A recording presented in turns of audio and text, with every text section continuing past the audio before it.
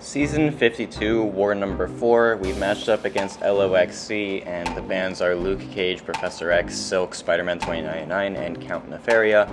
My team today is going to be Mr. Negative, Photon, and America Chavez. So, Mr. Negative and Photon have been on my team every single war this season. They still are continuing to be on my team every war. And Negative is going to get 3 fights, Photon gets 1, Chavez gets 2 this war. So, pretty interesting war. We're going to get into something very fun and interactive that's going to happen later. But for the start of the war, we're on path 5, and I'm taking this Rintrah on node 5, which really isn't that bad a fight for Negative. We just kind of get to SP3 with the Fury from Ebb and Flow knockdown, and then it's basically over. Until then, we just need to manage keeping the heal block up, which is not too bad because every time you trigger stun immunity, you're going to gain a charge. So anyway, yeah, you can see every time I parry and then the stun doesn't land, then yeah, we just trigger the secure charge, and then we're just gaming. So drop the SP3, and then he's going to die from the burst damage directly after. So yeah, 4 bursts of 55k. Definitely take it. And then we got a little bit of regen too from the light energy on the SP3. So next up, Amora on node 14. Done this fight twice before. Fought Amora 3 times this season before. Going in very confident. And this is gonna happen. You can see nothing's happening, and the spinny wheel keeps turning, but it doesn't look like it's letting me into the fight, and that's crazy. So what's gonna happen next? We're gonna get the little red guy, who likes to hate me, and I had to force close the app because I sat and looked at the red thingy going on and off for 5 minutes. I couldn't get into the fight. Like, I legitimately just could not load the fight. So I lost an attack bonus because of that. You can see I had to heal up Negative and everything.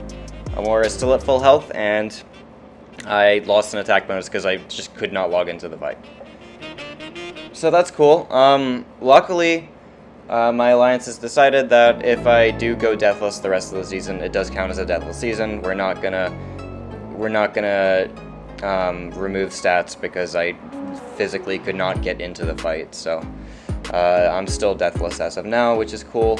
And spoiler alert, you know how well this Enchantress fight is going to go then, because I've told you I'm still deathless. So yeah, I learned a bit of a new strategy for this fight thanks to Munash, trying to kill her before she can even throw a special.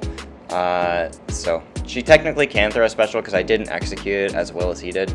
But she doesn't because I anti-baited it well enough. So she dies. 39-second Enchantress fight. That's all I needed to do. I just needed to get the fight actually loaded, and then she goes down that easily. So you can see there's the 2 from me having to restart the game because I was just sitting there for 5 minutes. I couldn't do anything. I didn't play the full recording of the fight not loading because why would I? It's 5 minutes of this exact same thing. But yeah, I was very angry in my Discord chat for war chat, and yeah, I backed out the app a few times, went back in just after explaining them what happened and stuff, and yeah, it didn't go well. I took a 20-minute break in between the second attempt on Enchantress and the first attempt just because I was super pissed off, but it's fine. Next up is Photon versus Wiccan on 26.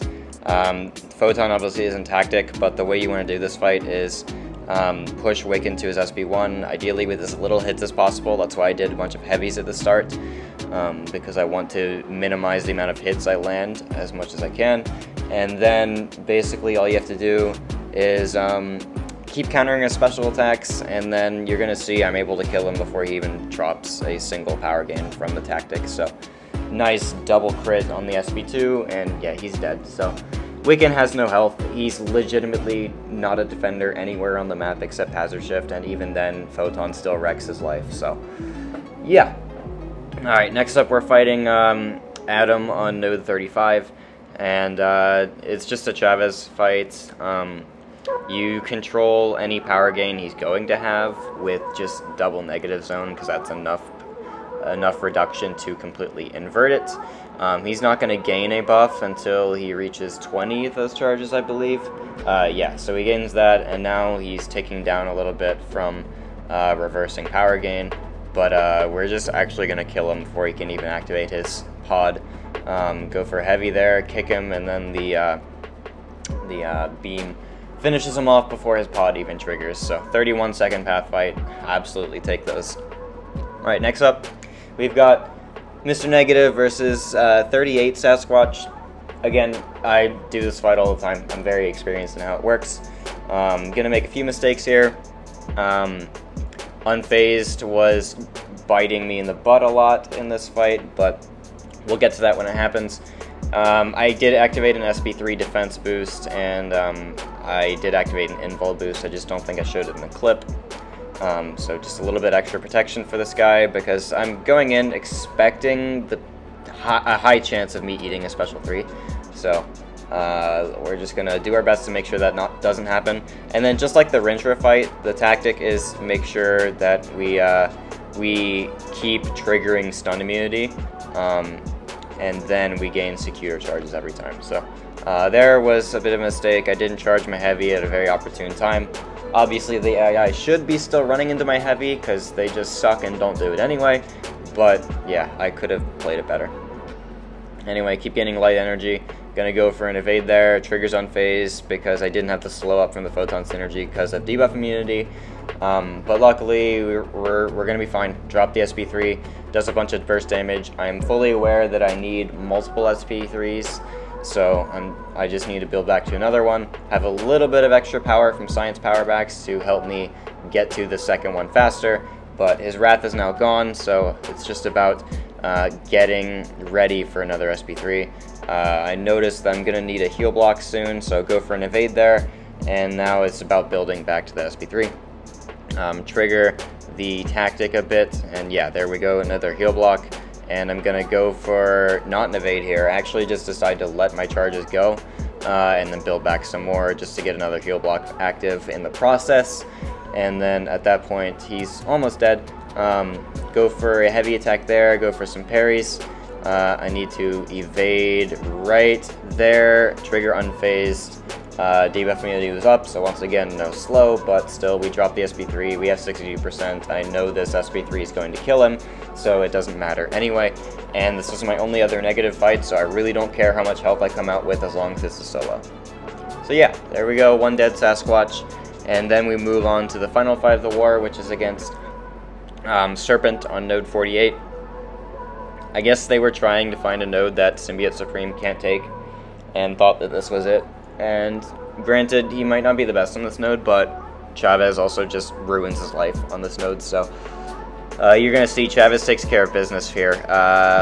And I did forget to do one thing, and that was turn off Resonate, because Resonate, the mastery that lets you have a chance to place a weakness on hit, it's not good against nodes where you're going to trigger Conflictor or Masochism and stuff like that.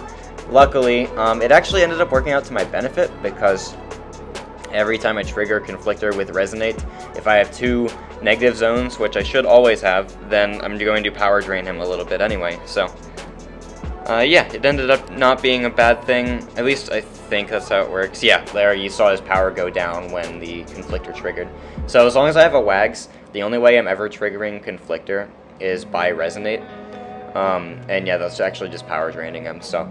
I know there's some reasons to like be dropping SP2s in the blue or the orange dimension, but I opt to drop SP2s after the purple one because I want to keep the negative zone up as often as possible, and then you get 2 of them if you drop the SP2 right after you trigger it. So yeah, obviously it's usually better to go for orange for damage, blue for healing, but I'd rather have the power control personally, so that's just what I opted to go for. And then yeah, Serpent is already getting close to dead. He's only going to last another 20 seconds, I think. And then am I going to go for No, I'm just gonna go for another negative zone one. I remember in this moment checking his screen to see if I was gonna trigger Mystic Dispersion on accident and go SP3, and then I was like, no, I'm not. It's okay. We can just freely drop the SP2. He triggered Death Immunity, and now we're gonna drop another SP2. This time with blue dimensions, and I'm just getting no crits with Chavez in this fight, so a little frustrating. But also he dies. So 90-second Serpent fight. Definitely feel pretty good about that one. So. I'm still deathless on the season. We're not counting the game crash. My alliance already confirmed that with me, and we did win the war. We're now 3-1. Going into the war, we were Masters rank 9. We'll probably be around Masters rank 4. The second tier of Masters rank 4-ish. But yeah, we did win the war, 3-1 now. Expecting to face some much tougher opponents pretty soon, and GG's to LOXC. And wish them good luck for the rest of their season. So anyway, thank you guys so much for watching, and I will see you in the next video.